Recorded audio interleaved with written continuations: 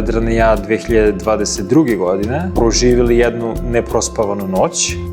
Da, znači da se rodila neka iskra u meni, tako duboka razmišljanja trajala su do rane zore. Taj osjećaj koji dan danas pamtim i ta noć je u stvari taj neki preduzetnički poriv, duh ideja i ta ideja me dugo pratila. Ja sam u tom nekom periodu i proživeo da sam dobio jedno dete i drugo dete i da paralelno s tim treba da imam sastanak. Posledno sam vezan za Beograd, ali srcem za Kragujevac i svuda pođe kući dođe.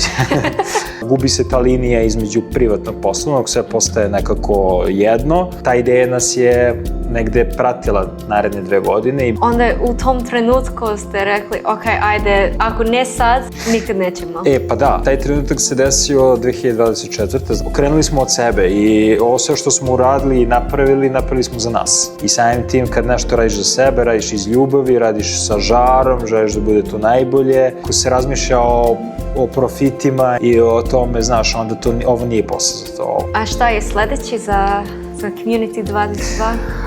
Iskreno, mislim da se odmorimo. Do sutra nam treba.